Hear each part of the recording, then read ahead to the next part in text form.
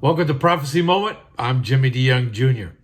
This is part 2 of a selection of a video, Revelation, a walkthrough. You can purchase this video at our website, prophecytoday.com.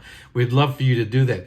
I'm so excited about this video. This is one that we worked on many years ago, and getting a chance to look at it again gets me excited about the simplistic way that we teach the book of Revelation, understanding it. You know, in today's world, things have become so tough and so many people have different ideas of how it unfolds.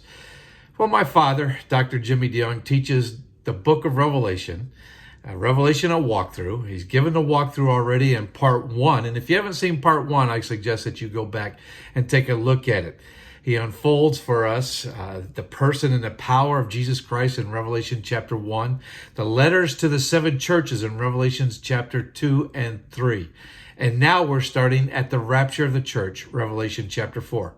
If you remember the timeline that was laid out, there are 3 main events that are left to take place. The rapture of the church, which is the next on God's timetable. Then the return of Jesus Christ at the end of the 7-year period of the tribulation. And at the very end, we have the great white throne judgment. That's after a 1,000-year millennial period. Well, we're going to give you a chance to take a look at this next teaching. It's a few moments where we start to look at the seals as Jesus Christ opens the seals as he receives that scroll in heaven, Revelation chapter 5, and the seals are unfolded.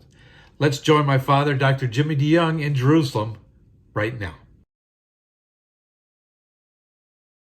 Now we start to move through the 3 main events in the future. We come first to the rapture of the church depicted by this column. In chapter 4, verses 1 and 2, we see the rapture of the church depicted. 1 Thessalonians tells us that Jesus Christ will shout, the archangel will shout, the trump of God will sound, and we shall be caught up with him at the rapture of the church. There to the peak of the Mount of Olives, where you see that high steepled church, that is the Russian Orthodox Church, the traditional site for the ascension of Jesus Christ into the heavens. The clouds came down and gathered him up. And as he went into heaven, his disciples looked steadfastly towards the heavenlies. 2 men in white apparel standing beside them said, "Why stand ye here gazing into heaven? As he has gone, so he shall come one day." Well, that of course was speaking of the second coming of Jesus Christ. But 7 years prior to his second coming, back to the Mount of Olives, the rapture of the church will take place. Now we come to chapter 4 of the book of Revelation, verses 1 and 2, which depicts the rapture of the church. After this I looked, and behold, a door was opened in heaven. And the first voice which I heard was as it were of a trumpet, talking with me, which said, "Come up hither." That may well be what Jesus Christ shouts when the rapture takes place. Come up hither, and I will show thee things which must be hereafter. Verse 2, and immediately I was in the spirit, and behold, a throne was set in heaven. 1 Thessalonians tells us Jesus will shout, the archangel will shout, the trump of God will sound, and we will be caught up to be with him in the heavenlies, never to leave his presence forever and ever and ever. The rapture of the church, the next event on God's calendar of activities. After the rapture of the church, we move into the 7-year tribulation period, and we see the beginning of 3 sets of 7 judgments, the 7 seal judgments, the 7 trumpet judgments, and the 7 vial judgments. In the first 3.5 years of the tribulation period, the 7 seal judgments take place. And the first of those seal judgments, the book of Revelation chapter 6, verses 1 and 2, will be that judgment, the appearance of Antichrist.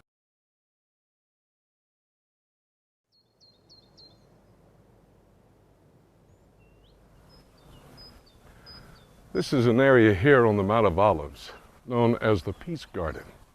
Some very wealthy people had the garden planted in anticipation of a coming peace. When the Prince of Peace, the Messiah, Jesus Christ, would come back and establish his 1,000-year millennial kingdom, a period of peace here on earth. Prior to that time, however, there will be a pseudo-peace that will be established by the counterpart to Jesus Christ, the pseudo-Christ or the false prophet, the false Messiah, the Antichrist. As we come to the first sealed judgment, found in chapter 6 of the book of Revelation, in verse 1, we read of how he is revealed. And I saw when the Lamb opened one of the seals, the Lamb being the person of Jesus Christ, he opened the seal, and I heard as it were the noise of thunder, one of the four beasts saying, "Come and see." And I saw, and behold, a white horse, and he that sat on him had a bow, and a crown was given unto him, and he went forth conquering and to conquer. The Antichrist. Many will say, well, that must be Jesus Christ. He's the one that comes on a white horse. And you're correct. But Jesus Christ comes on a white horse at the end of the 7 years tribulation, the end of the judgment upon the earth. This is the beginning of the 7 years of tribulation, the time of Jacob's trouble. And this first seal is the appearance of Antichrist, the false prophet. Daniel the prophet tells us that after the rapture of the church, the revived Roman Empire must come to power. That's Daniel chapter 7. That's the 10 horns of Daniel 7. And then the little horn, which is one of 27 names for the Antichrist. He comes to power, and then he will confirm a covenant with the Jewish people here in Israel for the 7-year period of time. Actually, that starts the clock ticking on that 7-year tribulation. Over in chapter 13 of the book of Revelation, we read more about the Antichrist, and it confirms he comes out of the revived Roman Empire. He is wounded, as it were, to the death. That phrase, as it were, used 52 times in the book of Revelation, and what it means is it seems to be, but not really is. In other words, the Antichrist never dies. He's wounded. And then the text tells us that Satan has miraculous powers to heal the Antichrist. He comes to power. He rules and reigns over a one-world church and then a one-world economic political system during the 7-year tribulation period. The first seal, the Antichrist. As we look at the book of Revelation chronologically instead of numerically, we see that what comes next is Revelation chapter 17. Revelation 17 tells us the information we need to know about a one-world false church in the future.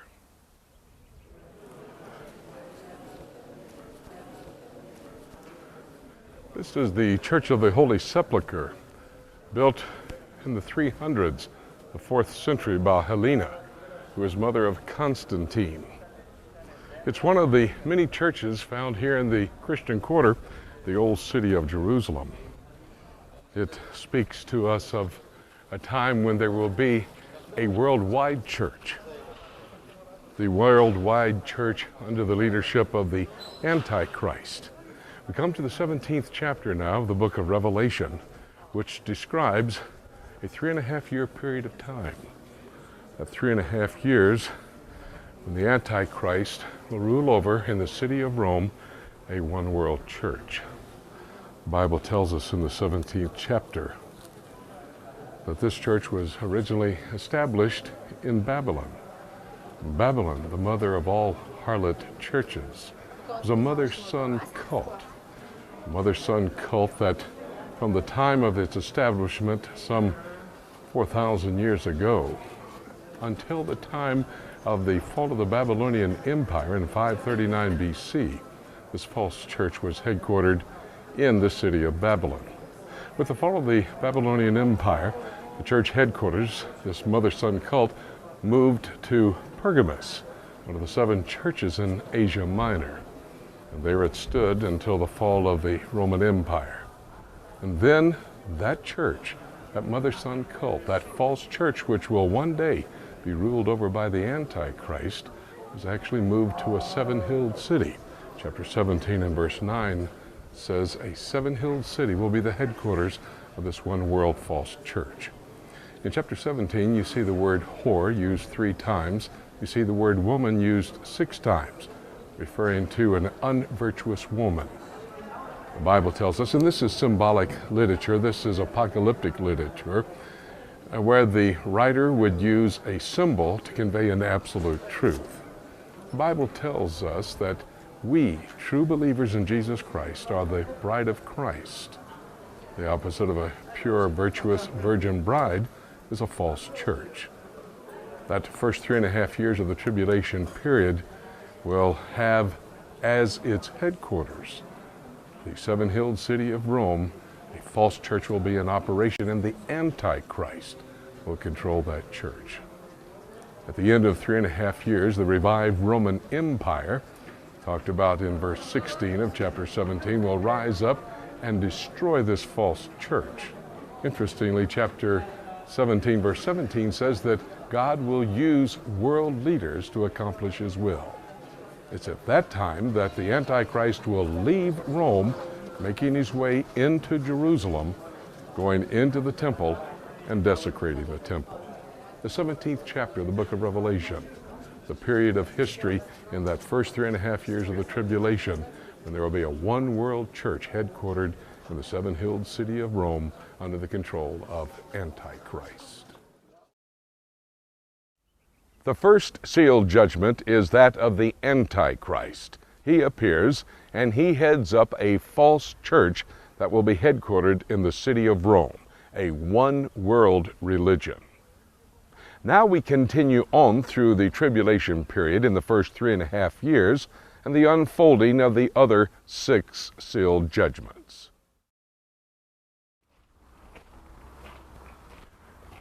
I'm here at Latrun, which is the tank museum for the Armored Division of the Israeli Defense Force.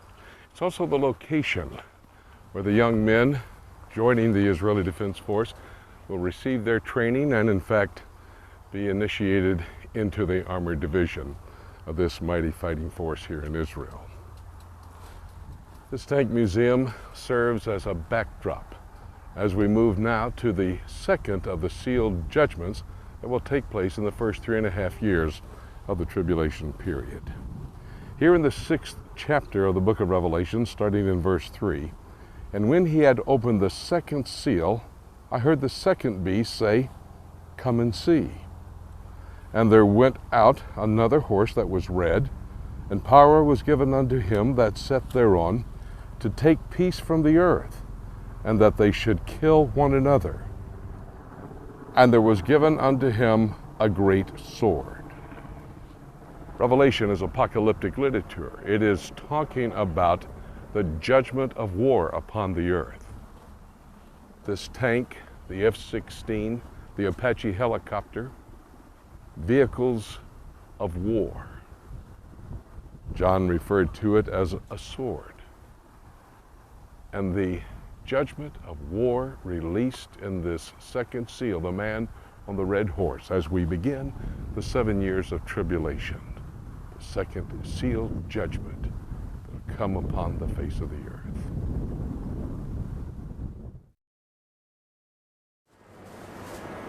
Here in the Arab Shuk in the old city of Jerusalem, you can see there's an abundance of vegetables to meet the needs of the families that want to sustain life with enough to eat. The Bible tells us in the book of Revelation that in the end times there will not be an abundance of food. In fact, the truth is that famine will run rampant. There will not be any meat hanging from the ceiling in the marketplace. It says that it'll take a measure of wheat, a day's wages to purchase that. And a measure of wheat, that's enough wheat to make bread for a family of 4. It says 3 measures of barley. Well, that's enough food actually for your animals. It says that that'll all cost a penny. Well, a penny in the days of Jesus Christ and in the book of Revelation refers to a day's wages. Famine. World Health Organization tells us that about 50% of the entire earth will go to bed without a full stomach, and in fact live their entire life and die never having had a full stomach. That same organization says that every 7 seconds, A child dies of starvation. This third sealed judgment in the beginning of the tribulation period. The judgment of famine. Famine rampant across the world.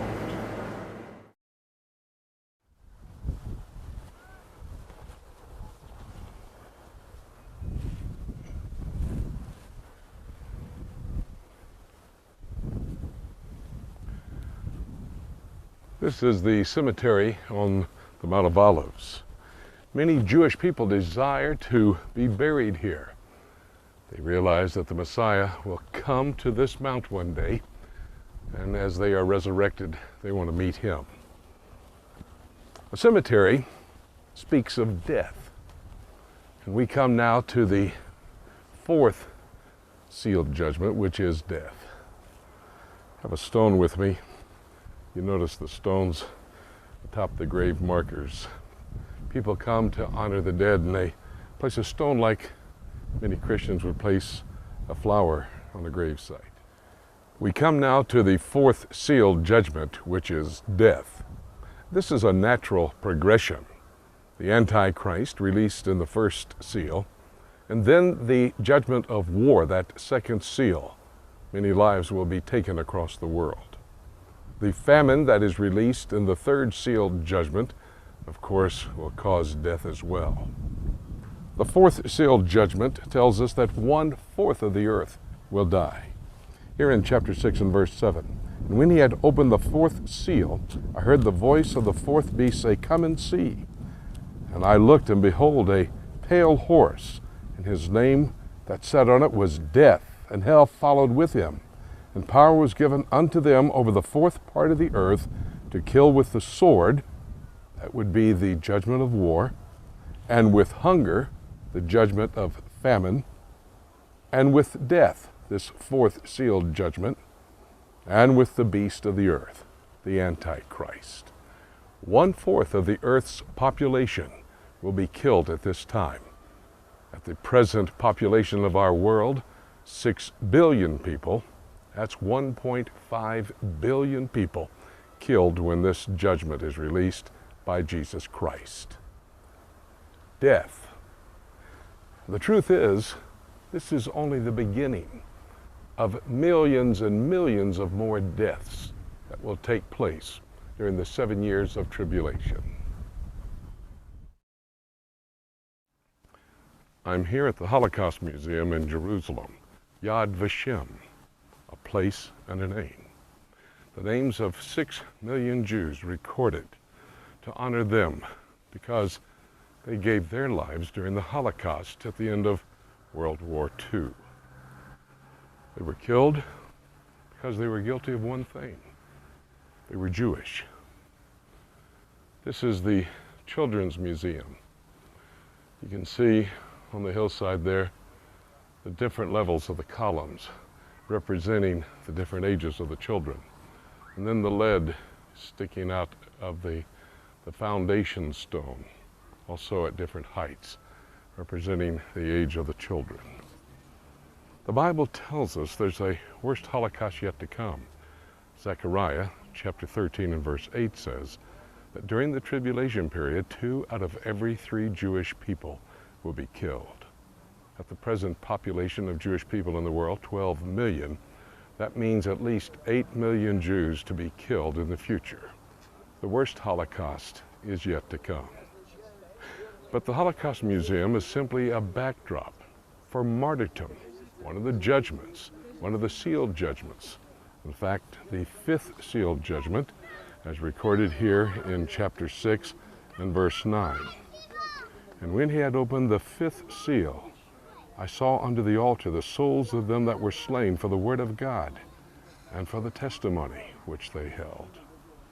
During the first half of the tribulation period, in fact, in the beginning stages of those first 3.5 years, the 5th sealed judgment released upon the earth.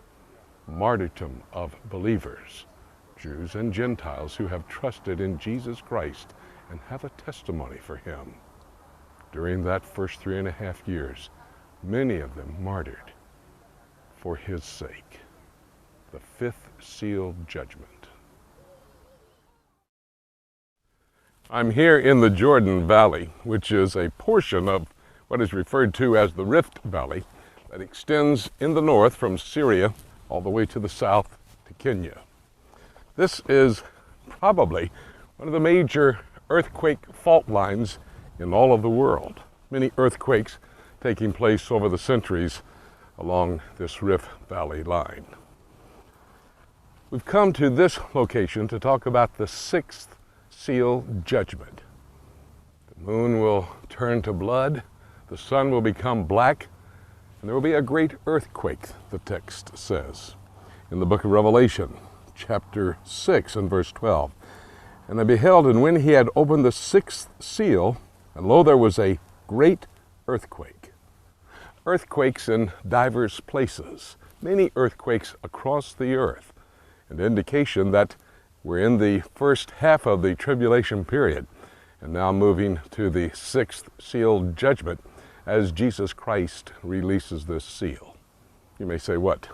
Like a 9.0 earthquake, which caused the tsunami in December? Or maybe you're talking about the 7.6 earthquake that had as its center there Pakistan and devastated many, many villages and killed many, many people. Well, that's just the beginning. And that will be evidence that the sixth seal has been released by Jesus Christ. Judgment upon the earth, earthquakes in divers places all over the world. Well, that concludes part 2 of our video segment that we're bringing to you from the video, Revelation, a Walkthrough. I hope that you've enjoyed it. This is a video that my father and I put together many years ago, and it's a simplistic way in which he teaches the book of Revelation. Today, as we're living in our world, we need to understand why our world is acting as it is, and we can only do that by studying God's prophetic word, and it helps us to understand the times in which we're living. So we've gotten through the first 3.5 years of the tribulation period. We'll be bringing future segments to you. If you'd like to get this video yourself, you can go to our website, prophecytoday.com. Click on the bookstore link, then you can go and order it in its entirety for you, even to give out to people. Sometimes people say, I just don't have the gift of teaching the way that you do. I would love to be able to do that. Well, you can buy the video and you can give it away and to someone that you're wanting to witness to about future events. You can go to our website, prophecytoday.com. Thank you for visiting our YouTube channel.